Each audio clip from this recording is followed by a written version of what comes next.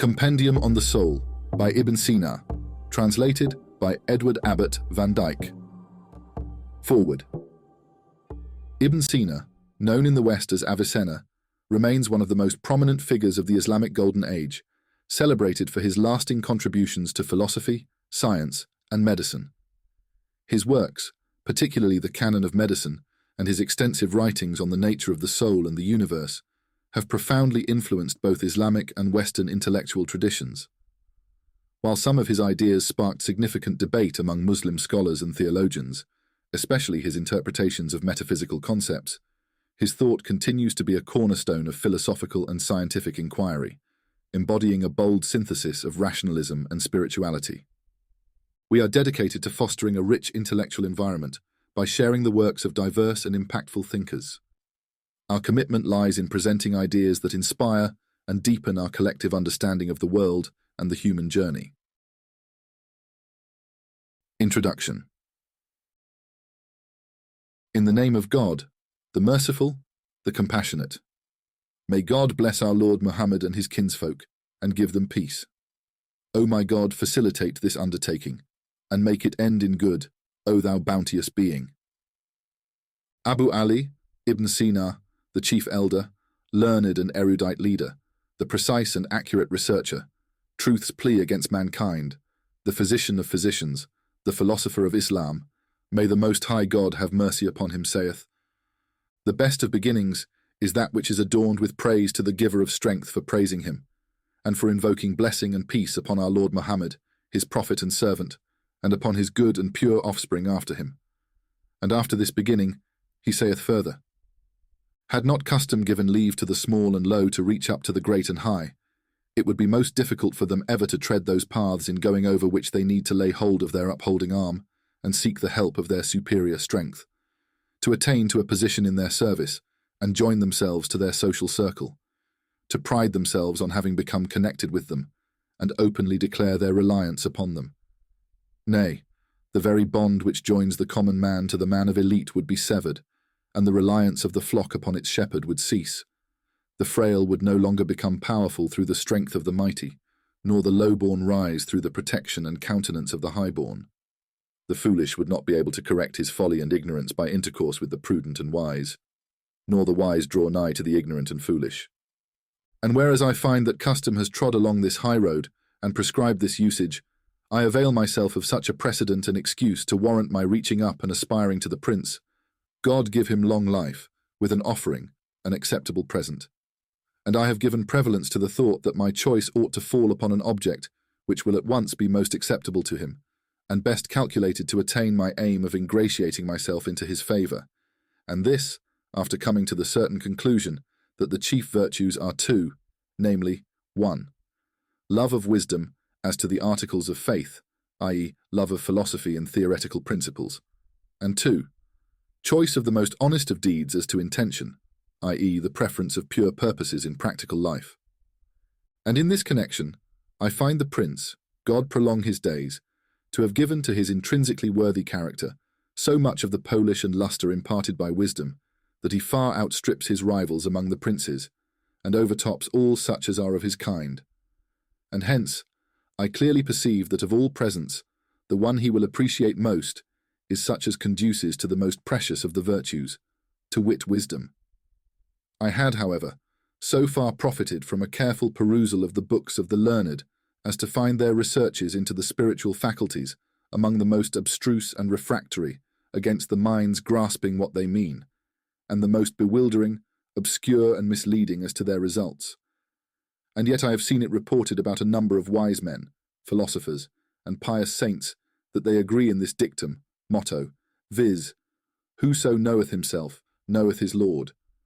And I have also heard the chief of the philosophers say, in agreement with their saying, whoso faileth to know himself is still more likely, apt, to fail of knowing his Creator. And how shall he, who is trusted as a reliable authority in a science, be deemed to have any views at all when he is ignorant of himself? I see further the book of the Most High God, pointing to the measure of truth of this, where he says, when mentioning the distance separating the erring from his mercy, Surah 59, Al-Hashr, verse 19, they forgot God and he made them forget themselves. Is not his making the forgetting of self to depend upon forgetting him done so, as to awaken the attention to his closely binding the remembrance of him with the remembrance of self, and the knowledge of him with the knowledge of self, silicet, of one's own soul? Furthermore, I have read in the books of the ancients that the hard task of going deeply into the knowledge of self had been enjoined upon them by an oracle that had descended upon them at one of the temples of the gods, which says, "Know thyself, O man, so shalt thou know thy Lord." I have also read that this saying was engraved in the facade of the temple of Aesculapius, who is known among them as one of the prophets, and whose most famous miracle is that he was wont to heal the sick by mere loud supplication. And so did all priests who performed sacerdotal functions in his temple. From him have philosophers got the science of medicine. Thus I have thought fit to make for the prince a book on the soul, in the form of a compendium, and I ask the Most High God to prolong his life, to keep intact from the evil eye his frail and mortal body, to refresh through him wisdom after its fading, to revive it after its languishing, to renew its might through his might, and to give it length of days through length of days to him, in order that by his prestige the advantages accruing from the prestige of its kin shall become all-embracing, and that the number of the seekers after its fullness shall abound. Nor shall I achieve this my ambition save through God. He is my all-sufficient stay and best helper. I have arranged the book in sections, 10 in all. Section 1. To establish the existence of the spiritual faculties, the detailed analysis of which I have undertaken. Whoso wishes to describe anything whatsoever, before proceeding to establish first its reality of existence, such a one is counted by the wise among those who deviate from the broad beaten track of perspicuous statement. It is incumbent upon us, therefore, to first set to work to establish the existence of the spiritual powers, before starting to define each one of them singly and enlarge upon it. And whereas the most peculiar characteristics of spiritual properties are two, one of them, setting in motion, impulsion, and the other, perception, it is incumbent upon us to show that to every moving body there is a moving cause, ground, reason, motive, pretense. Then it will become evident to us therefrom that bodies moving in motions over and above the natural motions. An example of natural motions is the sinking of the heavy and the rising of the light, have moving causes, which we call souls, or spiritual powers, and that we further show that any body, insofar as it shows signs, traces, that it is perceptive, such perception by it cannot be validly ascribed to its body, except because of powers, faculties, in it that are capable of perception. We now start by saying that not a shadow of doubt or perplexity hampers the mind, as to things, that some of them share some one thing in common, and differ in another, and that that which is shared in common is other than that in which they differ. The mind encounters all bodies whatsoever as having this in common, viz., that they are bodies, and afterwards it encounters them as differing in that they move in different ways. Otherwise there would be no such thing as rest of a body, and not even such a thing as motion of a body, except along a circle, seeing that of motion in a straight line, it is established by its very form that it will not proceed save from stoppings and to stoppings, resting places to resting places. Hence it is evident that bodies are not to be clothed with the attribute of motion, because they are bodies, but for reasons, causes, above and beyond their corporeity, from which causes their motions proceed, like the resulting of the footprint from the walker, or just as the effect proceeds from the agent.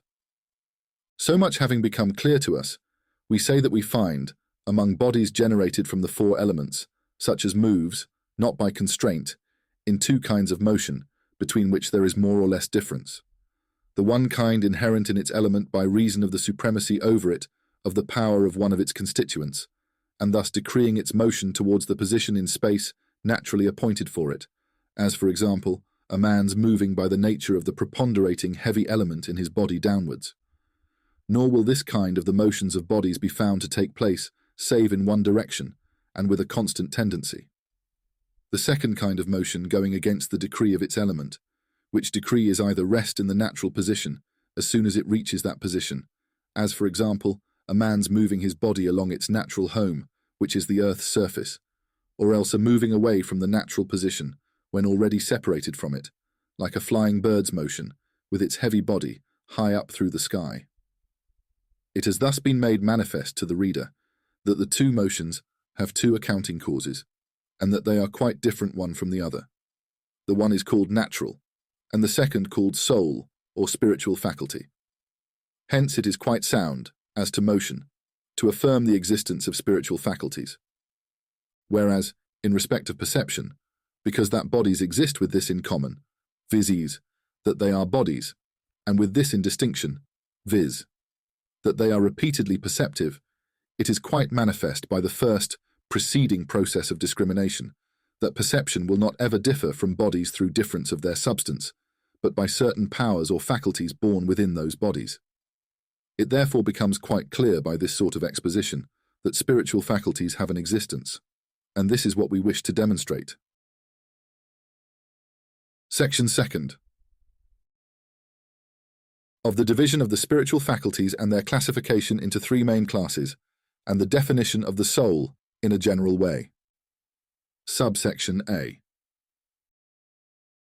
It has been clearly shown by us in the foregoing that of things there are some which have one thing in common and differ in another, in that the one in common is other than the one differed in. Then we found compound unsouled bodies, I mean possessing souls, to have agreed and differed in the properties both of their impulsion and their perception. As to impulsion, they agree and differ, in that one and all of them has in common that they move in quantity, the motion of growth. And they differ, in that one set among them moves, together with that growth, in local motions, according to the will. And one other set among them does not so move, such as plants. Likewise, living beings have in common that they are both sentient and perceptive, up to a certain sort of sensuous perception, and then afterwards they differ in that one set among them perceives, together with that sort of sensuous perception, by intellectual perception, and one other set among them does not so perceive, such as the ass and the horse. We further found the power of impulsion to be more widely embracing than the power of perception, in that we found plants to lack the latter utterly. Hence we knew for certain that the faculty in which the animal agrees with the plant is more general than this perceptive faculty, and than the impelling faculty which is in the animal, and each one of them is more general than the speaking, rational faculty, which belongs to man. Thus then, the spiritual faculties come forth, or stand out, before us set and ranged, in respect of the common and the peculiar, i.e., according to the general and special, under three classes or ranks. The first of which is known as the plant or vegetable power, on account of the participation therein of the animal and plant. The second is known as the animal power. The third as the speaking power, or rational faculty. Therefore, the primary parts of the soul, in contemplating it from the standpoint of its powers, are three. Subsection B. To treat now of the definition of the soul at large, I mean the universal, absolute, generic soul. This will become apparent, according to the tenets I hold, that among truths that are plainly manifest, one is that every one of all natural bodies is compounded of hyle, I mean matter, and of form. As for hyle, one of its properties is that through it a natural body is affected, or acted upon, in its very self, seeing that the sword, for instance, does not cut through its iron, but through its sharpness, which is its form, whereas it gets jagged owing to its iron, and not owing to its form. Another of those properties is that bodies do not differ through it, I mean through the hyle, for earth does not differ from water through its matter, but through its form. Still another property is that it, the hyle or matter, does not afford, supply, furnish, natural bodies, their characteristics peculiarly belonging to them, save potentially. Since in man, e.g., his humanity, his being man, is not actually derived from the four elements, save potentially. As for the form, its peculiarity is one. Owed that through it, bodies put forth their actions, or perform their manifold deeds and workings, since a sword does not cut through its iron, but through its sharpness. And two, owed that bodies differ one from the other, only through their genus or kind, I mean the form, since earth does not differ from water save through its form, whereas in its matter it does not. And 3. That natural bodies get, derive, acquire, their being what they in fact are from the form, since as to man, his being a man, his humanity, is in fact through his form, and not through his matter, which is of the 4 elements. Let us proceed a little further, and we shall say that a live body is a natural compound body that discriminates the non-living through its soul, and not through its body, and that performs multifarious animal works through its soul, and not through its body, and is alive through its soul, and not through its body, and its soul is within it. Now what is within a thing, while this form of its continues, is its form, or this its form being so and not otherwise, is etc. Thus then the soul is a form, and forms are realized perfections, entelechia, since through them the features, identities, characteristics of things become perfect. The soul, therefore, is a perfection, realized identity. And perfections, entelechias, come under 2 divisions, either the principles underlying the doings and their effects, or the very doings and effects themselves. The one of the 2 divisions is first, and the other is second. The first is the principle, or source and origin, and the second is the doing and the effect, or trace. In this sense, the soul is a first perfection, or prime actuality, for it is a principle, source, not an outcome of a principle, source. And of perfections, there are such as belong to bodies, and such as belong to incorporeal substances. In this sense, the soul is a prime perfection, attaching to a body. And among bodies, there are such as are artificial, and such as are natural. Now the soul is not a perfection of an artificial body, hence it is a prime perfection attaching to a natural body. Again, among natural bodies there are such as perform their multifarious workings through organs, tools, instruments, and such as do not perform their workings through organs, tools, as for example the simple bodies, and those acting through the prevalence, constraint, of the simple forces.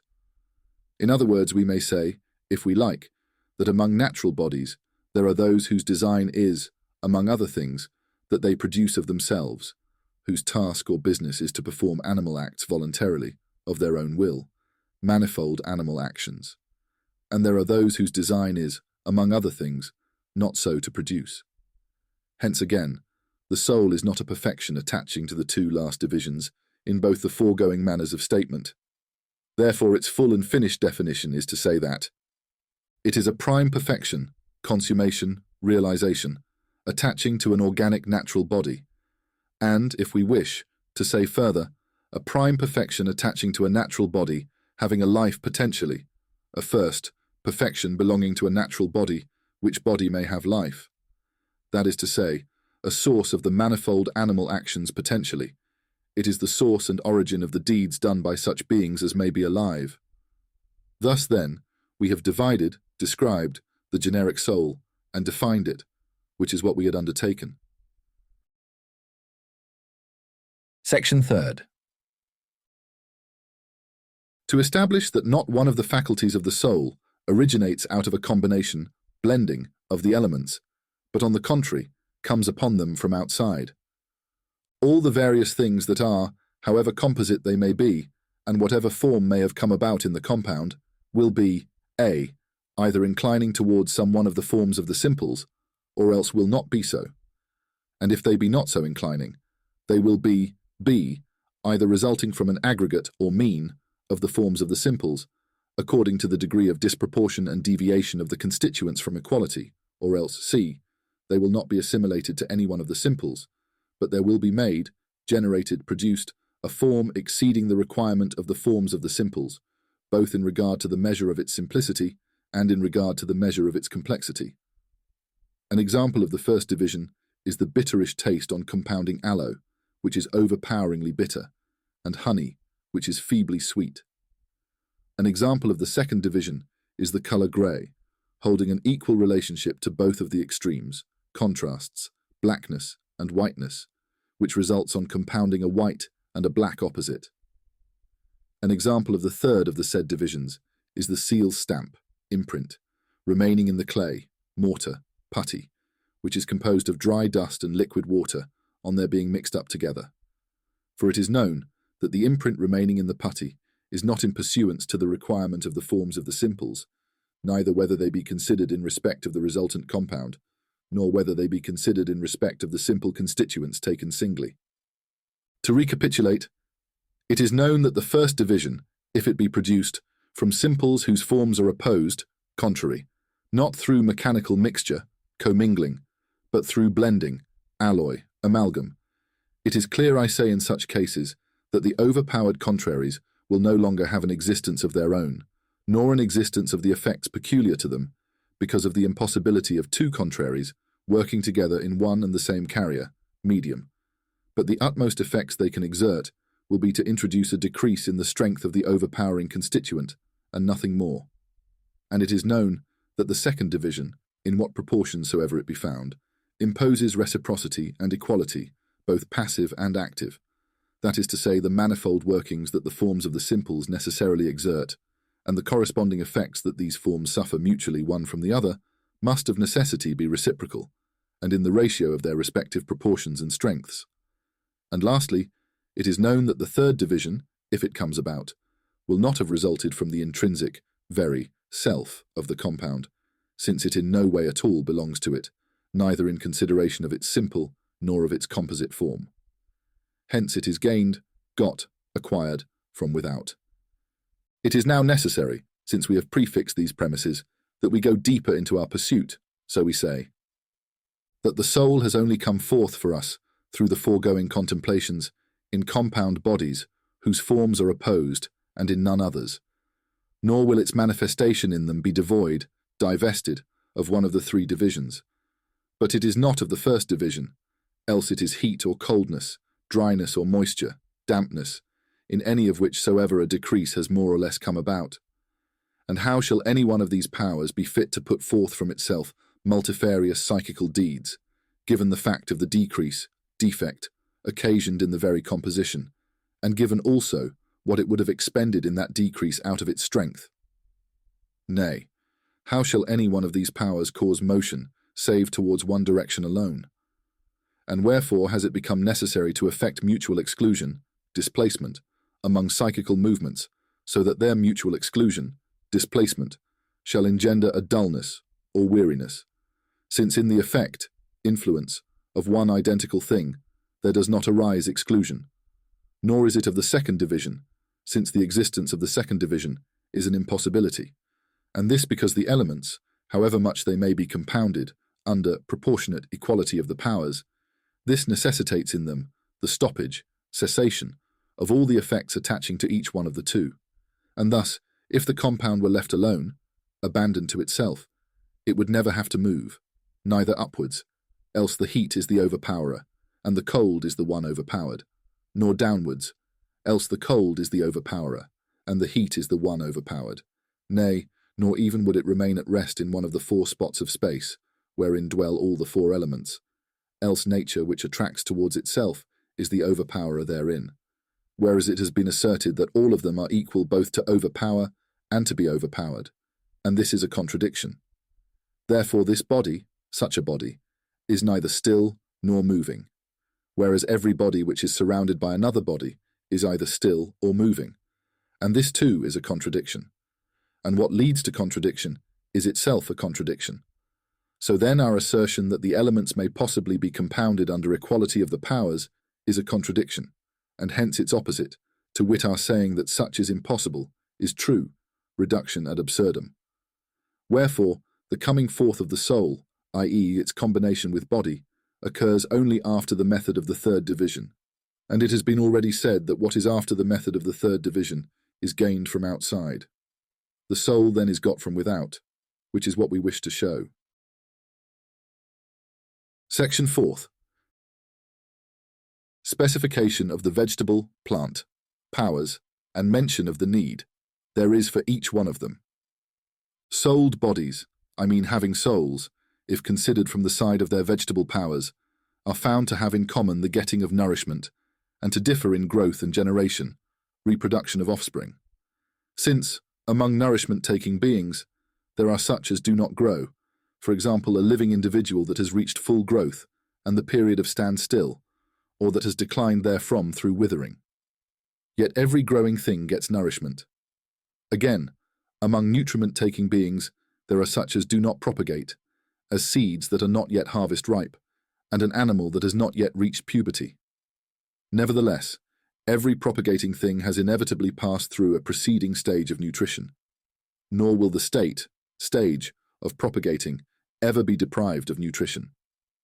Further, we find them, beside having the getting of nourishment in common, to have growth also in common, but to differ in the propagation of offspring, since there are, among growing things, such as do not beget, as an animal not yet arrived at puberty, and the worm. Nevertheless, every begetter has already passed through a period of growth, nor will the stage of begetting be deprived of the power of giving growth to the young that are being produced. Hence the vegetable powers are three. 1. The nutritive, 2. The growth-promoting, and 3. The propagating. Of these, the nutritive is as the starting point, the propagating as the aim and end, and the growth-promoting as the means binding the end to the starting place. Indeed, the souled body stands in absolute need of these three powers for the following reasons. Whereas the divine command came down upon nature imposing upon her the task of forming a compound living being out of the four elements after such wise fashion as they called for in it, and whereas nature of herself is unable to originate a souled body at one stroke, but can do so only by promoting its growth little by little, and whereas an individual that is put together after the manner of animal composition is susceptible of being again decomposed and melting away by the natures of its constituents, and whereas a thing composed of opposites will not keep up so protracted a duration and last so long a time as is expected of it, therefore nature is in want of a power by which she can fabricate a living body by promotion of growth. So she has been supplied by divine providence with the growth-giving power, and is in want of a power whereby she can preserve the souled body at an even standard over against the waste which it undergoes in making up for what disintegration wears away from it. So she has been succoured by divine providence with the nutritive power, and is in want of a power that shall mould out of the living natural body a peace that she shall dwell in order that if corruption permeate the body, it shall have sought for itself a successor as a substitute, whereby to arrive at the preservation of species. So she has been helped by the divine providence with the propagating, generating power. And we ought, in this connection, to bear in mind as a certain and true fact that the growth-giving power, although it has been found, from the standpoint that we have mentioned, to be following close upon the nutritive and the propagating, generating, to be following close upon the growth imparting, promoting, yet the precedence of the part played by each one of the three, in their undertaking the task of creating the living body and preserving it through their special and peculiar workings, is the other way about. For the first to enthrall the material predisposed to receive life is the generating, procreating, propagating power, since this power clothes the material at first with the form, prototype, of that which is intended to be realized through the ministry, service, of the growth-promoting and nutritive powers. And as soon as it has achieved in that material a perfect form, it delivers over the sway to the growth-promoting power, which assumes it through the ministry, service, of the nutritive power, and imparts to the material, all the time keeping up the form of the material within the due proportions of the three dimensions, length, breadth, and thickness, a motion, activity, of growth towards the end, striven after by it, the growth-promoting power aforesaid. Then this latter stops, and the nutritive power enthralls the material. Again, the generating, propagating power is the one served, not the servant, and in comparison with it, the nutritive power is the servant, not the one served. Thus, too, the growth-promoting power is served in one sense, and serving in another sense. And the nutritive power, although it does not exist as the one served in the spiritual powers, yet it does sometimes employ the four forces of nature, to wit, the attracting, the holding, the digesting, and the excreting, repelling. And even as that which is striven after in the process of form-making is solely the bringing about of the due form in matter, in the shape, kind, design, proposed, and not at all the bringing about of growth or of nutrition, only that there is need for the two latter for the sake of realizing the desired form, and not the converse. So also the final aim in the several powers is the procreating, propagating power, to the exclusion of the growth-promoting and of the nutritive. Wherefore, the procreating power is given precedence for a teleological reason, and through God is fitness to be achieved. Section 5th. Specification of the animal powers and mention of the need there is for each one of them. I affirm that every animal is sentient, and hence it moves itself at will in some sort of motion, and that every animal moves itself in some sort of motion at will, and hence it is sentient, since sensation in what does not move itself at will is wasted and useless, and the lack of it in what does move itself at will is harmful, whereas nature, owing to that much of divine providence as has been joined to her, gives nothing whatever that is either wasted or harmful, nor withholds either the necessary or the useful. Perhaps someone may speak out here and object to us that shellfish are of such as feel, are sentient, and yet do not move themselves at will. This objection, however, will speedily vanish on experiment. For shellfish, although they do not move themselves from their places in a sort of organic, mechanical locomotion at will, yet they do more or less shrink themselves up and spread out inside of their shells, as I have witnessed with mine own eyes on having tried the experiment more than once, in that I turned the shell over onto its back, so that its position for drawing nourishment became separated from the ground, whereupon it ceased not to struggle, until it had again stood in a position that made it easy for it to draw in nourishment from the muddy bottom. And now that this has become surely certain for us, we shall further say, that whereas divine wisdom has decreed that an animal moving itself at will shall be composed of the four elements, and as such animal would not be secure against the evils of mishaps in its successive change of places during locomotion, it has been fitted out with the touching power, sense of touch, so as to flee through it from unfit places, and seek those that are fit. And whereas any such animal's constitution, make-up, cannot get on without the getting of nourishment, and as its gaining its food is a sort of free will effort, and as some articles of food suit it, and others do not, it has been fitted out with the tasting power, sense of taste. These two powers, senses, are both useful and necessary in life. The rest are useful, not necessary. Next after the tasting, in degree of utmost need for it, comes the smelling sense, since odours will point the animal towards suitable articles of nourishment, with a strong indication. Nor will the animal be at all able to get on without nourishment, neither will its nourishment be got by it, save through self-help. So divine providence has deemed fit to impart the smelling power unto most animals. The next after the smelling power in usefulness is the seeing power, the how and why of its usefulness, as to the animal, which moves itself at will, is that whereas its betaking itself to certain spots, such as fire hearths, and away from certain spots, such as mountain peaks and seashores, is such as will lead to its hurt. Therefore divine providence has deemed fit to impart the seeing power unto most animals. The next after the seeing power in usefulness is the hearing power. The how and why of its usefulness is that things harmful and things useful may often be recognized as such, through it, by the peculiarity of their sounds and voices. So divine providence has deemed fit to impart the hearing power unto most animals.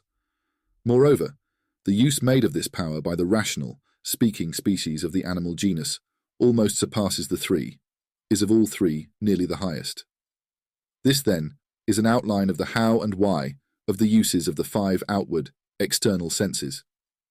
And whereas trustworthy arrival at a knowledge of the mutually suitable and the mutually repellent will come about only through test, experiment, experience, divine providence has deemed fit to impart the peculiar participating property, or sense, I mean the picturing power, unto living beings, animals, in order that they shall through it preserve the forms of things perceived by the senses, and to impart the remembering preserving power, in order that they shall through it preserve the meanings, significances, conceived out of things perceived by the senses, and to impart the imaginative power, in order that they shall through it fit up, restore, what shall be wiped out from the memory by a sort of motion, and to impart the conjecturing, surmising power, in order that they shall through it fix upon the sound, true, and the weak, false, of what the imagination extracts. namely to fix upon the true and false thereof with more or less presumption of certainty, until they, the living beings, shall review it in the mind. As for the how and why of need for the moving power, it is that whereas the position of the animal is not the same as the position of the plant in its adaptation for attracting such foods as are useful and pushing off such as are harmful and incompatible, but on the contrary, as this is brought about for the animal through a sort of earning by self-help, it needs a moving power for the purpose of drawing to itself the useful and driving away the harmful. Wherefore, all the powers of the animal are either perceiving or motion-promoting. The motion-promoting is the yearning, desiderative, longing, craving power. It is either urging on to the search after a chosen object of animal good, and then it is the lusting power, or else it is urging on to the warding off of an object of animal dislike, and then it is the hating power, angry power. The perceiving power, too, is either outward, apparent, such as the five senses, or else inward, internal, hidden, such as the picturing, the imaginative, the conjecturing, and the remembering power. Furthermore, the motion-promoting power does not cause to move, save on a peremptory bidding from the conjecturing, through the agency, means, or by the employment of the imaginative. Also, the motion-promoting power, in animals other than the speaking or rational species, is the aim and end. And this is so, because the motion-causing power is not imparted unto them, in order that they shall through it direct aright the workings of sensation and imagination, so as to adapt these workings to the attainment of their own good. But on the contrary, the power of sensation and of imagination are imparted to the non-speaking irrational animals solely in order to direct aright through them the workings of motion, and to adapt these workings to the good of the animals. Whereas the speaking rational species of living beings is on the reverse wise, because unto it was imparted the motion-causing power wholly and solely, in order that through this power it shall be fitted to set aright the speaking self, i.e. the rational intelligent soul, not the other way about. Thus then, the motion-promoting power in the irrational animal is, as it were, the prince commander that is served, the five senses, the spies that are sent forth, the perceptive power, the postmaster of the prince commander unto whom the spies return, the imagining power, the foot messenger going to and fro between the post and the postmaster, the conjecturing power, the prince's adjutant minister, the remembering power, the closet of state papers. As for the starry firmament and plants, the feeling power and the imagining power have not been imparted unto them, even though each one of them has a soul, and though it has life. The firmament has not these powers because of its loftiness. Plants have them not, because of their abasement in comparison to it. Section 6. Treating in detail of the five senses and of how they perceive.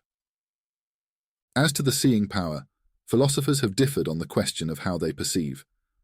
Thus one set among them asserts that they perceive wholly and solely through a ray that shoots out beyond the eye, and so encounters the sensible objects that are seen. This is Plato's way. Others assert that the perceiving power itself encounters the sensible objects that are seen, and so perceives them. Still others say that visual perception consists in this. When the intervening transparent body becomes effectively transparent by light shining upon it, then an impression of the outspread, flattened, individual of such sensible objects as are seen is effected in the crystalline lens of the eye, just such a pictorial impression as is effected in looking-glasses, mirrors. Indeed, the two effects are so similar that were mirrors possessed of a seeing power, they would perceive the form imprinted in them. This is Aristotle's way, and it is the sound, reliable opinion. That Plato's view is false is quite clear. For were it true that a ray goes out from the seat of sight and encounters sensible objects, then sight would be in no need of light, but would on the contrary perceive in the dark, and would rather illuminate the air on its exit into the dark. Moreover, such a ray will not fail of one of two modes.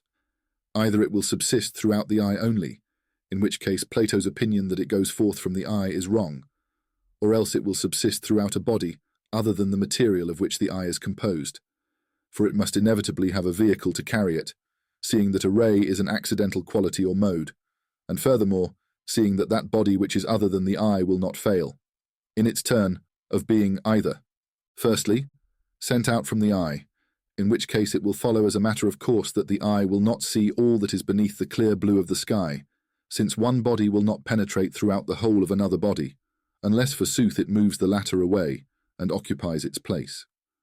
And even should the disputer plead a vacuum, not only does Plato deny the existence of a vacuum utterly, but also, if we accommodatingly yield this point and admit the existence of a vacuum, yet for all this, the body that goes forth from the eye will penetrate throughout the body of water, for example, into such of its pores as are empty only, and not into the whole of the water's bulk.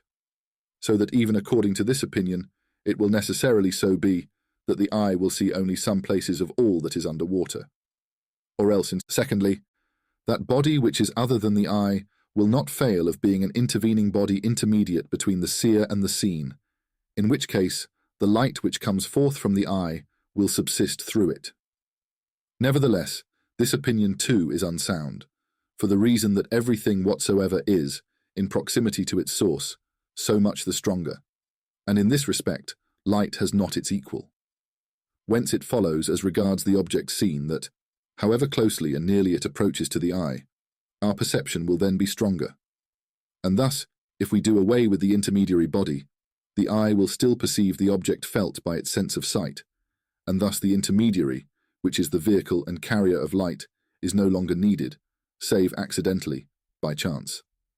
And then, too, there is no need, in order to see, for an exit of light. This, too, is a falsehood. Wherefore, Plato's opinion is worthless. As for such as hold that the perceiver of the thing seen is the imaginative power itself through the imprinting of the form, image, of the sensible object upon it, these render the absent on the same footing as the present, since in the imaginative power there may exist the image of a sensible object, notwithstanding the absence afterwards of the object that had been so felt, at which time, however, the living being so preserving that image will not be qualified with sight, but with imagination and memory. Furthermore, these theorists, openers, make a greater blunder still, seeing that they render a thing of nature's make and composition wholly idle, useless, and unneeded in the operation of visual perception, inasmuch as in their opinion the imaginative power itself meets immediately sensible objects, and thus spares nature the task of adapting an instrument, organ, to wit the complex eye. Wherefore the sound theory is that the configurations of things stand out in the transparent ambient, if it be effectively transparent on the shining of illuminant upon it, and hence they do not appear but in a polished body capable of receiving them, such as mirrors and the like. And so too, there is in the eye a crystalline lens, or humour, into which the forms, pictures, of things are imprinted, just as their impression into mirrors. And in it, i.e. the lens or the eye, has been fitted up the seeing power, so that, if such forms are imprinted in it, it perceives them. Moreover, the objects of perception belonging in truth and deed to sight are the colours. As for the hearing power, it hears only sound, and sound is a motion of air that the ear feels on two hard, smooth bodies coming quickly close up one to the other, the escaping of the air from between them, its striking the ear, and its moving the air that is kept ready within the instrument, organ, of hearing. Thus, if this inside air move the instrument, and if this instrument's motion act upon the nerve of hearing, the hearing power, sense, faculty, perceives it in the measure of the strength or weakness of that motion. Indeed, hardness is a conditio sine qua non, for in the case of two soft bodies, the air will not escape from them, but will dissipate itself throughout their pores. Smoothness, too, is just such a condition, because in the case of rough, unsmooth bodies, not the whole of the air will escape from between them suddenly and violently, but will be withheld, shut up, in the passages. And rapidity of contact also is a like condition, for if it come about gently and slowly, the air would not escape violently. The echo too will arise from the rebound of the air escaping from between the two encountering bodies by reason of its hitting, slapping, against another hard, flat or hollow body filled with air, because of the air that is within it, hindering the penetration of the escaped air, and the latter's striking the ear again after the first stroke, on the same wise as in the first instance. As to the smelling power, it smells odours on the sniffing in of air that has received its odour from an odoriferous body, as one body receives its warmth from another warm body. Thus, if an animal snuffs up air like this into its nose until such air touches the front of the brain and alters it to its own odour, the smelling power feels it. As for taste, it arises only on the coming to pass of the following change. When the moisture of the tasting instrument, organ, to wit the tongue, becomes transformed into the juice of the newly come food, and when the mass of this instrument, organ, has received that juice, the tasting power will perceive what has happened within the instrument. As for touch, it will only arise upon the organs, instruments, receiving the quality of that which is touched, and upon the touching powers perceiving what has been thus presented, offered, within the organ. Furthermore, simple sensibles, that are at once primary, and as such the basis of all others, are in pairs, of which there are 8, and if we make each into singles, they become 16, to wit: touch, 4 pairs, 1, heat and cold, 2, moisture and dryness, 3, roughness and smoothness, 4, hardness and softness. The 4 remaining senses, each having a pair, viz. Smelling, 1 pair, which is fragrant odour and fetid stinking odour; tasting, 1 pair, viz. Sweet and bitter; hearing, 1 pair, namely, heavy sound and sharp sound, or dull and shrill; sight, 1 pair, to wit, white and black. All other sensibles are made up from these simples, and are intermediates between some 2 of them, as for example grey, dusty colour, from white and black, lukewarm from hot and cold. Moreover, all sensibles are felt wholly and solely through a sort of gathering and sundering, shrinking and spreading, except sounds, which are felt only through sundering. Thus, warmth is felt through sundering, cold is felt through gathering, moisture through spreading, dryness through shrinking, roughness through sundering, smoothness through spreading, hardness through repelling, which is a sort of gathering and shrinking, softness through being repelled, which is not devoid of spreading and sundering, sweetness through spreading, devoid of sundering, bitterness through sundering and shrinking, fragrant odour through spreading, devoid of sundering, stinking odour through sundering and shrinking, whiteness through sundering, blackness through gathering. 15 and 16. Sounds, 1 pair, as above under D. As to the media, intermediaries, between the feeling powers and the felt forms, they are themselves devoid of the forms of sensibles. Otherwise it would not be possible for them to be media, since their own forms, if they had any, would then so engage the apposite power as to divert it from perceiving any other forms. Such voidness, or freedom from forms, is either voidness wholly and altogether, or else relative voidness, through equableness of the forms in the media, such as the equable proportion of the qualities touched in meat, which is a medium between the touching power and the quality touched. Although meat is incontestably made up of qualities that are touched, yet notwithstanding this, the equableness of the qualities has annihilated the forms in it.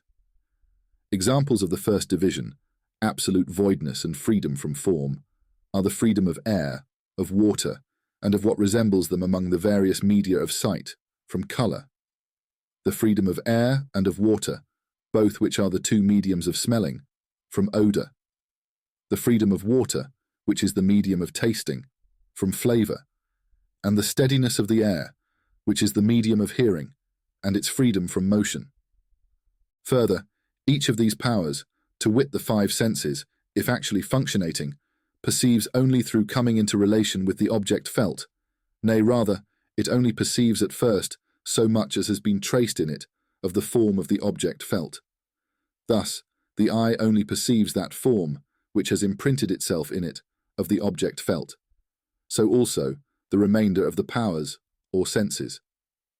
Again, in the case of strong wearying sensibles, such as a loud noise, a strong smell, a shining and a flashing light, if they are repeated upon the organ, instrument, spoil and dullen it through their overworking it.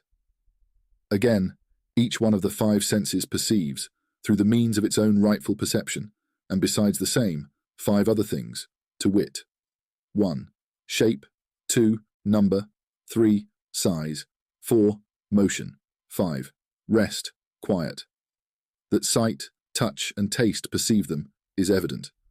As to hearing, it perceives, in accordance, pursuance, with the variety of the number of sounds, the number of the sound-emitting objects, and, through the strength of the sounds, it perceives the size of the two objects that are hitting against each other. And, in accordance with a kind of change and fixedness of the sounds, it perceives motion and rest. And, in accordance with their volume around the sound emitter, be the latter solid or hollow, it perceives some sorts of shapes. As to smelling, it knows, in accordance with the change of directions, whence the odours are emitted and reach it, and through the variety of these odours in their qualities, it knows, I say, the number of the things smelt. Through the measure of abundance of the smells, the size of such things. Through the measure of proximity and distance, changeableness and fixedness, it recognizes their motion and their rest. And, in accordance with the sides on which their odour reaches it from one and the same body, it knows their shape. Still, these discriminations are very weak in this power among mankind, owing to the weakness of the power itself in the human race. For all this, men have not the keen scent that many other animals have, and therefore such discriminations are in men very weak. Section 7th. Dealing in detail with the inward senses and the motion-promoting powers. Not one of the outward senses unites within itself perception of colour, odour, and softness. And yet, we often come upon a body that is yellow, and perceive at once so much about it, namely that it is honey, sweet, nice of smell, and fluid, although we have neither tasted nor smelt, nor even touched it. Whence it is manifest that we possess a power wherein are assembled the perceptions of the four senses, and have thus become summed up in it into one single form. And were it not for this power, we should not know that sweetness, for instance, is other than blackness, since the discriminator between two things is he who has known them both. This is the power which is designated as the common sense, and the picturing, or representing power. And were it one of the outward apparent senses, its sway, dominion, would limit itself to the state of wakefulness only, whereas ocular observation attests what is quite otherwise, for this power does at times perform its action in both the states of sleep and wakefulness. Furthermore, there is in animals a power which sets up such forms as have assembled in the common sense, discriminates between them, and differentiates them, without the forms themselves disappearing from the common sense. And this power is undoubtedly other than the aforesaid picturing power, since in the latter there are none but true, real forms that have been acquired, obtained, from sense, whereas in this power the case may be otherwise, and it may imagine and picture wrongly and falsely, and what it had not received after such a wrong and false pattern, shape, from any one of the senses. This power is the one named imagination. Further, there is in animals a power that passes judgment, upon such or such a thing, that it is so or not so, decisively, and through which the animal flees away from shunned evil and seeks chosen good. It is also evident that this power is other than the imaginative, since this last imagines, pictures to itself, the sun, in accordance with what it has got from the apposite sense, to be of the size of its disk, whereas the matter stands in this power quite otherwise. So too, the lion finds his prey from far off of the size of a small bird, yet its form and size in no way perplex him, but he makes for it. It is also evident that this power is other than the imaginative, and this because the imaginative power performs its manifold deeds without belief and conviction on its part that matters are in accordance with its imagining. This power is what is named the conjecturing or the surmising faculty or judgment. 3. Further, there is in living beings a power that preserves the purports, or thoughts and conceptions, of what the senses had perceived, such as, for instance, that the wolf is an enemy, the child, a darling next of kin. Wherefore, so much at least if not more is evident, that this power is other than the common sense, or picturing, inasmuch as in the latter there are no forms, but such as it has gained from the senses, whereas again, The senses did not feel the wolf's enmity, nor the child's love, but alone the wolf's image and the child's bodily shape. And as to love and fierceness, it is the mind's eye alone that has got them, and then stored them up in this power. It is also clear that this power is other than the imaginative power, for the reason that this last does at times imagine what is other than that which the mind's eye has deemed right, found true, and has derived from the senses. Whereas the former power, i.e., the one here dealt with, imagines none other than what the mind's eye has deemed right, has found true, and has derived from the senses.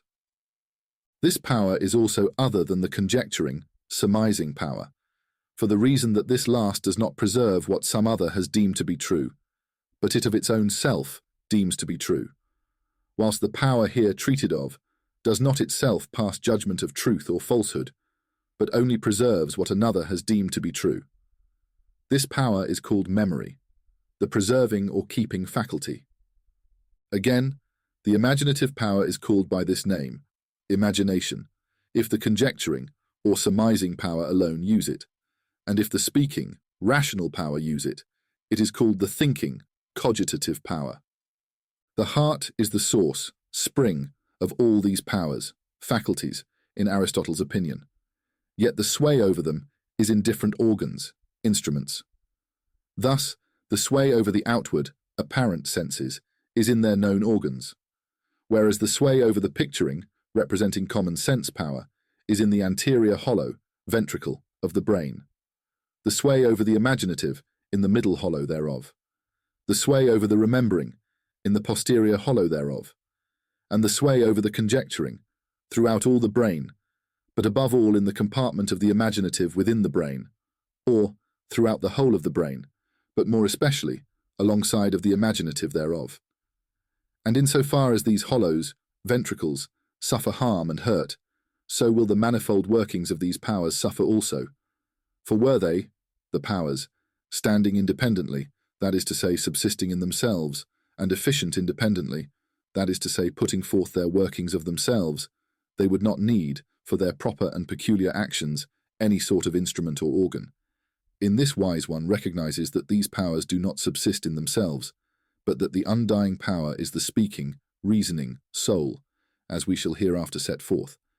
Yet for all this, the soul does maybe at times seek out for itself, after a fashion, so to speak, the purest quintessences of the kernels of these powers, and cause them to exist of themselves, the setting forth of which shall, DV, soon follow.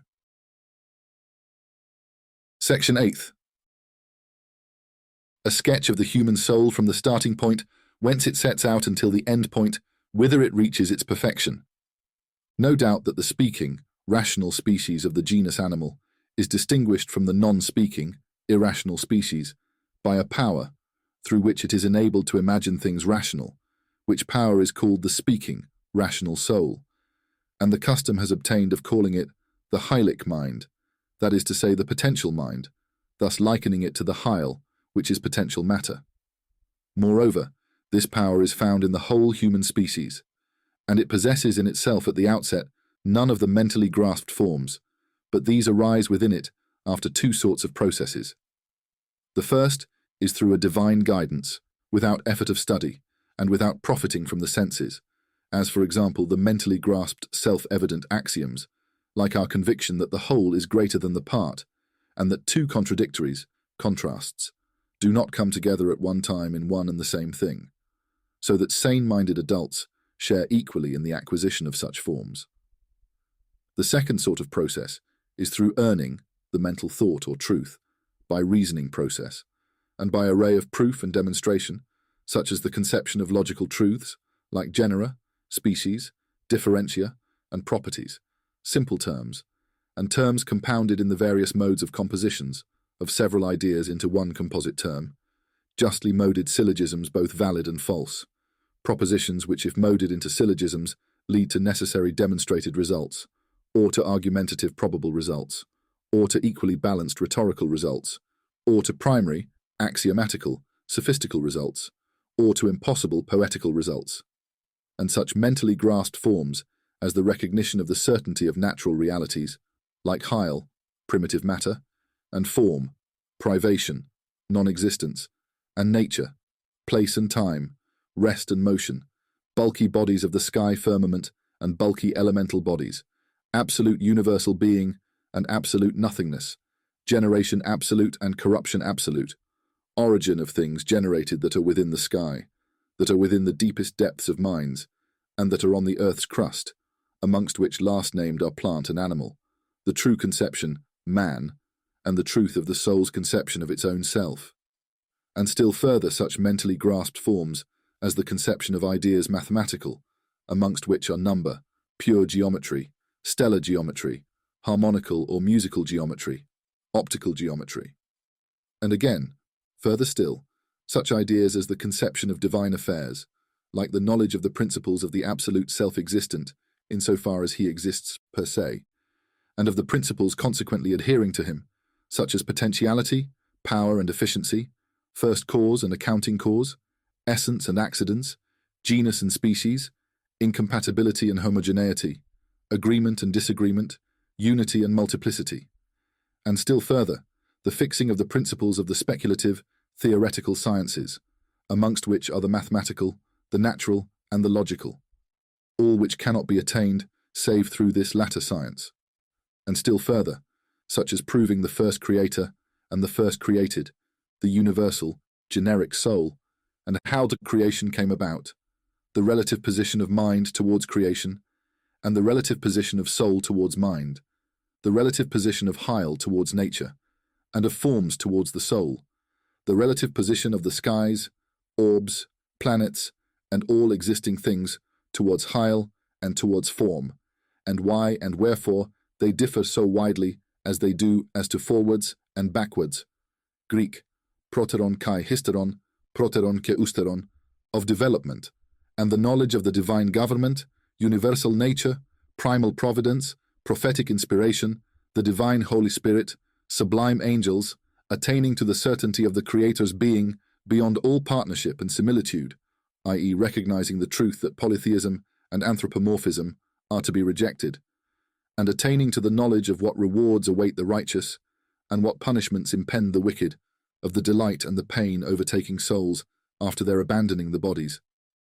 Further, this power which conceives these ideas does at times gain from sense forms, mental, imaginative, and innate, instinctive to, itself.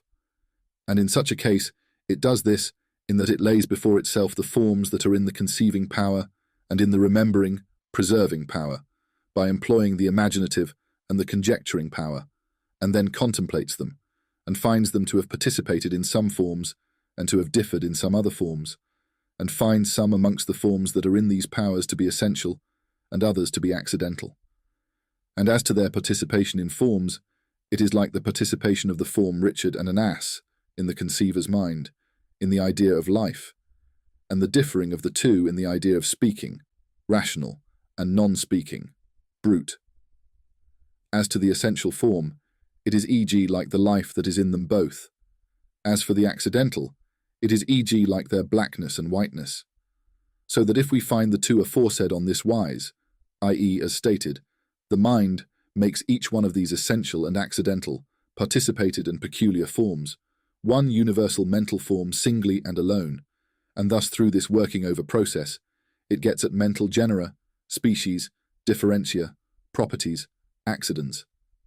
Then it combines these single notions into particular combinations, then into syllogistic argumentative combinations, and deduces from them corollaries from the results, all which it gets through the service of the animal powers, with the help of universal mind, after the manner that we shall set forth later on, and through the intermediary of such necessary self-evident mental axioms as it has been endowed with.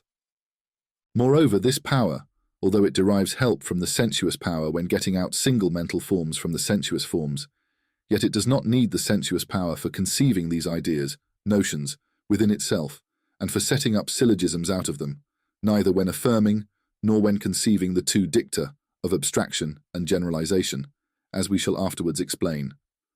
And to whatever extent it derives sensuous corollaries, for which there shall be need, through the said working over process, yet it dispenses with the employment of the sensuous powers. Nay, it is even sufficient for, and in itself, for the carrying on of all its manifold activities.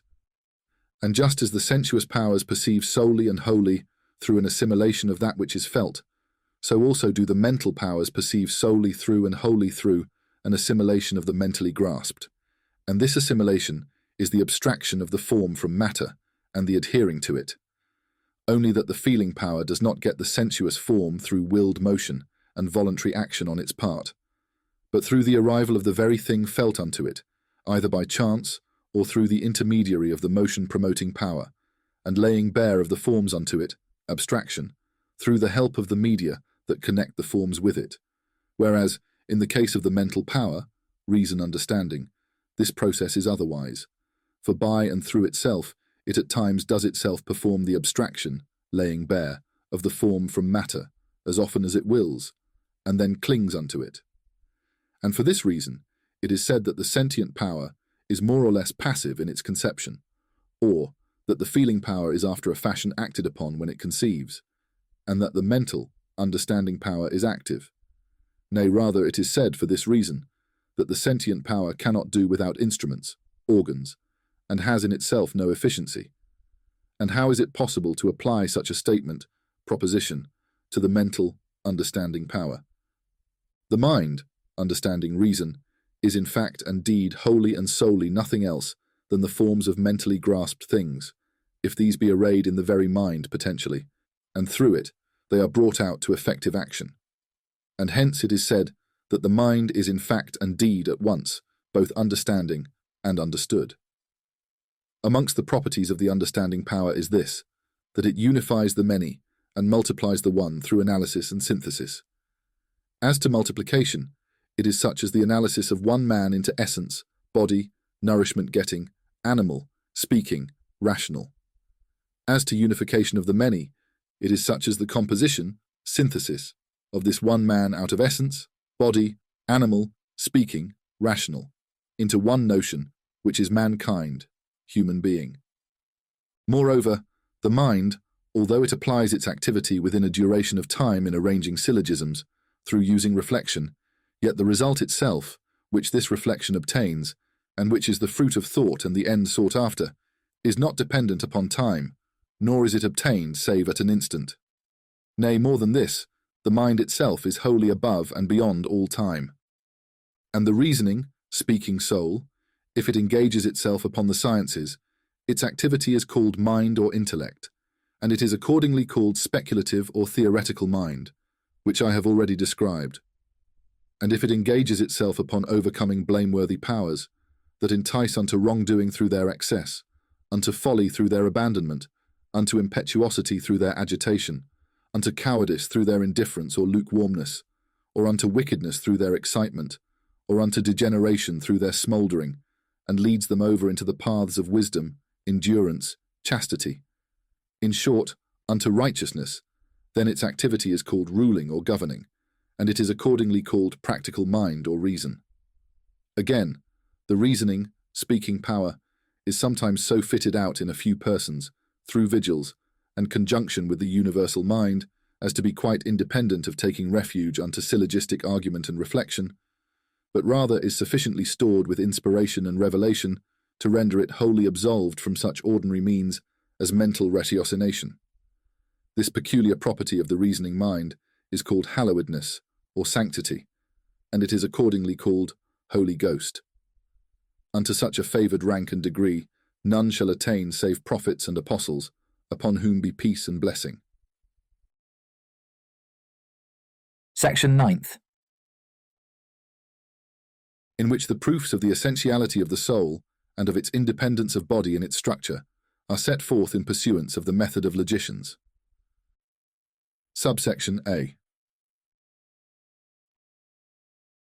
One of the logical proofs for establishing this claim. Let us, however, first preface it with premises, among which are: first premise, that man conceives universal, generic notions wherein a greater or less multitude participates, such as man at large and animal at large. And of these generic notions, there are such as he conceives through a particular, or partial, or an obligatory synthesis, and there are such others of these generic notions as he does not conceive by any synthesis, but singly and individually. and unless he shall have conceived the latter division, class set, it is not possible for him to conceive the former.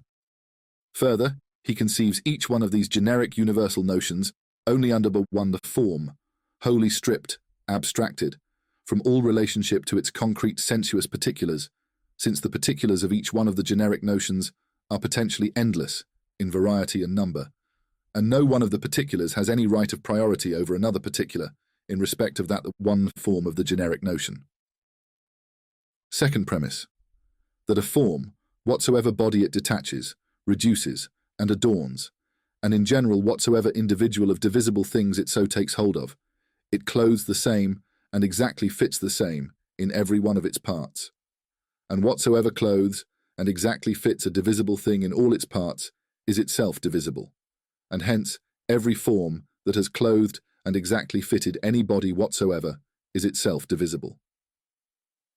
Third premise, that in every generic, universal form, if regard be had, in the division of such form, purely and simply to its abstract self, then it will not at all validly follow that the parts into which it has been divided shall necessarily resemble the whole in its complete notion.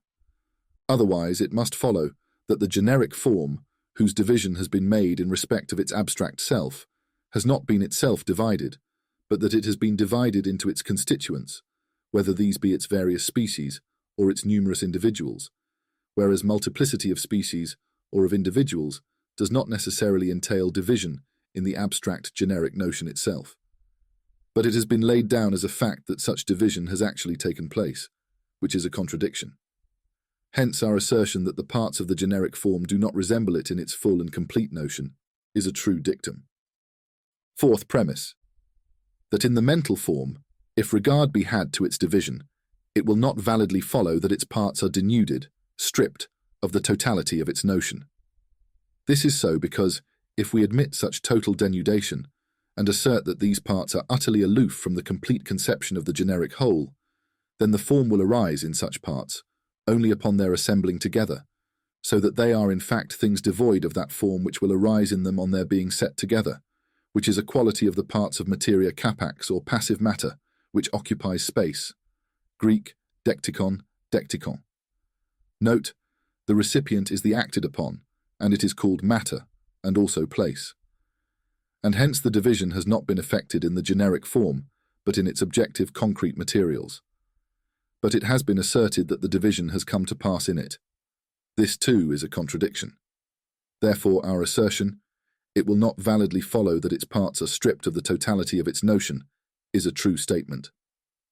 Fifth premise, which is the result of the two preceding, that in the generic form, if it be possible that divisibility be considered in it, then its parts are neither wholly devoid of the perfect form, nor are completely exhaustive of it, and are, as it were, component constituent parts of its definition and outline, or description. Given then these premises, we shall further unquestionably say that a mentally grasped form, in short all knowledge, claims some abode somewhere, which abode is both an essence itself and a part of man's self, so that such essence will not be devoid of being either a divisible, material body, or a non-corporeal, indivisible essence. I, however, say that it is not licit that it be a corporeal body, because a generic mentally grasped form, if it abide in a body, then it is inevitably possible for divisibility to befall it, as we have shown above. Nor is it licit that its parts be otherwise than resembling the whole from one standpoint, and contrasting with it from another standpoint. In a word, each one of the parts contains somewhat of the notion of the whole, whereas there is no generic form whatsoever, but of whose parts a compound can be formed that is partly like it and partly unlike it, save genera and differentia. Consequently, these parts are genera and differentia, and hence each one of them is in its turn a generic form. And thus, the same assertion repeats itself as above. Inevitably, this will end in a form that is no longer divisible into genera and differentia, owing to the impracticability of progression ad infinitum into parts differing in notions, even if it be established that corporeal bodies are so divided into parts ad infinitum. Moreover, it is well known that the generic, universal form, concerning which it is held, that it is divisible only into genera and differentia. If there be nevertheless some of these two that is not divisible into genera and differentia, then this sum will be in itself utterly indivisible in every sense and respect, and consequently what is compounded of these two of that sum will also be indivisible, seeing that it is well known, for example, that man cannot be conceived except along with the two conceptions of living and the rational, speaking. In short, it is not possible to conceive a generic universal form that has genus and difference save by conceiving them all together.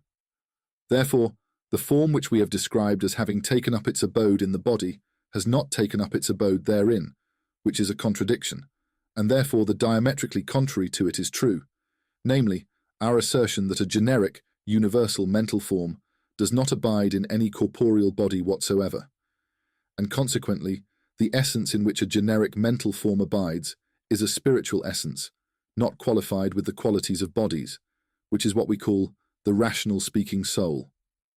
And this is what we set out to show. Subsection B. A second of the proofs which corroborate this claim and confirm, correct it, is what I am now going to set forth. I say then that body of and through itself does not affect conception of mentally grasped things, since all bodies have in common that they are body, and differ amongst each other in capacity for conceiving mentally grasped things. Wherefore living, animal bodies, are qualified to conceive mentally grasped things only by and through certain powers that are put within them. And if these powers conceive by and through themselves, without the cooperation of the body, it follows that they are in themselves fit and apt to be an abode for mental forms. And what is thus qualified is itself an essence. Consequently, if such conception is occurring, they, namely these powers, are essences. Now it is clear that this power conceives mentally grasped things by and through itself only, and not at all through cooperation of body. For, we contend, concerning whatsoever perceives anything through cooperation of body, that the oftener wearying perceptibles are repeated upon it, the more do they tend towards ruining and spoiling it, and producing dullness and exhaustion in it, it being nothing but a frail instrument and organ, whose strength has been reduced, owing to the overtasking imposed upon it on the powers employing it. And for this cause, the seeing power, for example, gets weaker the oftener it persists in looking at the sun's shape. So too the hearing power, if loud sounds reach it repeatedly. Whereas this power, to wit the one that conceives mentally grasped things, the more it perceives wearying mental conceptions, the stronger it becomes for its work, the more efficient it becomes. Wherefore, it has no need for an instrument in its operation of perceiving, and hence it perceives of itself. Now, we have already shown that every power perceiving of its own self is an essence. So then this power is an essence, which is what we set out to show. Subsection C. Among the proofs that guide to this claim is what I shall now show, so I say as follows. The indwelling, immanence, of form in body is at once both passive and receptive, passivity of the form and receptivity of the body. And whereas one and the same thing excludes the possibility of its being both doer and done, it becomes clear unto us that a body is not able of itself to dress itself in one mentally grasped form and strip off another. Yet nevertheless, we see a man consciously and with forethought conceiving and proceeding from one mentally grasped form unto another, which operation is not devoid of being either an act peculiar to body, or else an act peculiar to the rational speaking power, or finally an act commonly shared between them both. It has been already shown, perhaps he here refers to the second section of this essay, that it is not licit to attribute action and doing peculiarly and specially to body. Nay, I will say, and not even to body conjointly with the rational power. Since body is a coadjutor of that power, helping towards affording an abode for any form whatsoever in that body's own self, seeing that it has become known to us that body along with the power will both become fit subjects for this form that has thus arisen. A subject, however, is to be stigmatized with nothing beyond simple passivity alone, whereas both these two are aggressive acts and deeds. Consequently, this is an act peculiar to the power, and everything that, in its act which emanates from its own self, has had no need for another thing to help it, will not need in its own structure anything beyond its own self to help it, seeing that independence or isolation in the structure of self precedes independence or isolation in the putting forth of self-emanating action. Therefore, this power is an essence standing of itself, independent of body, and consequently, the rational soul is an essence. Subsection. Among the proofs that guide, point, to the validity of this contention is what I am now going to say. No doubt a live body and live organs or instruments, if they accomplish their growing age and the age of standstill, begin to wither and diminish, to lose power and waste away, which, in human beings, is on passing 40 years. Now, were the rational reasoning power a corporeal organic power, then there would be found not one single individual of mankind at these years of his age, but what this power of his would have begun to diminish. But the case in most people is quite otherwise. Nay, indeed, it is usual amongst the majority that as to intellectual power, they improve in cleverness and increase in insight. Hence the structure of the rational power is not upheld by the body nor by the organ, and hence this power is an essence standing of itself, which is what we wish to show. Subsection. Among the proofs for the validity of this contention is the following also. So much at least is clear, namely, that not one of the bodily powers has the strength for performing infinite multifarious actions, and this is so because the strength of the one half of such a body will inevitably be found to be weaker than the strength of the whole, and the weaker is less powerful to perform and overcome than the stronger, and whatsoever, other than the infinite, gets less is itself finite.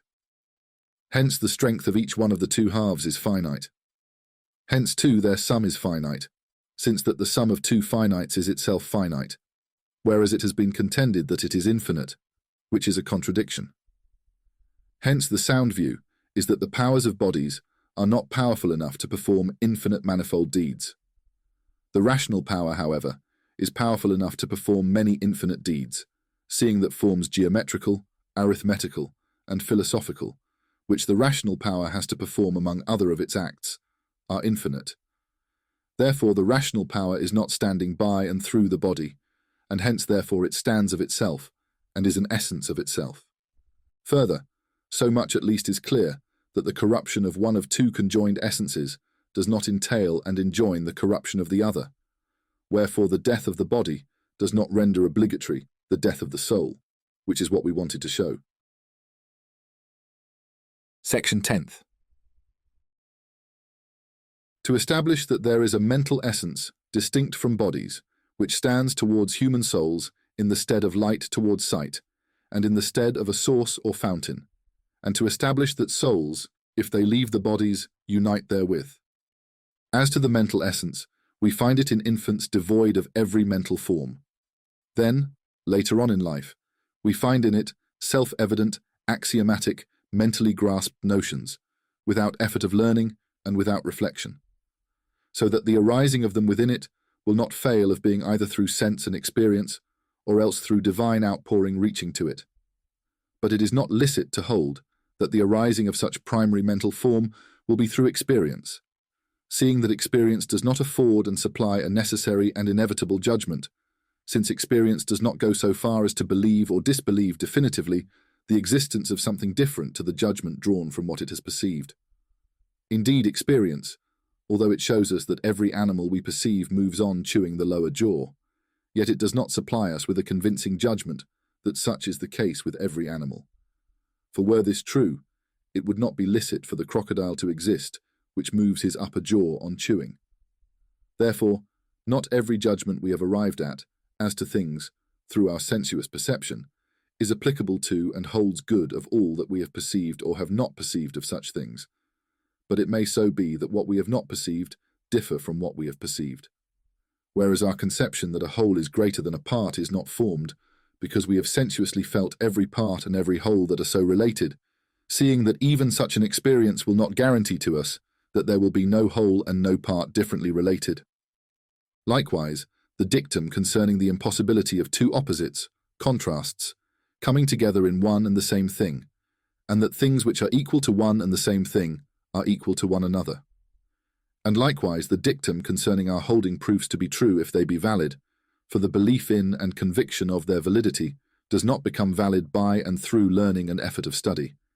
Else this would draw out ad infinitum, inasmuch as each proof rests upon given presuppositions, whose validity would in its turn have to be proved. Nor is this gained from sense, for the reason that we have mentioned. Consequently, both the latter, as well as the former certainty, are gained from a godly outflow reaching unto the rational soul, and the rational soul reaching unto it, so that this mental form arises therein. Also, as to this outflow, unless it have in its own self such a generic, universal mental form, it would not be able to engrave it within the rational soul. Hence such form is in the outflow's own self. And whatsoever self has in it a mental form is an essence, other than a body, and not within a body, and standing of itself. Therefore this outflow unto which the soul reaches is a mental essence, not a body, not in a body, standing of itself, and one which stands towards the rational soul in the stead of light to sight.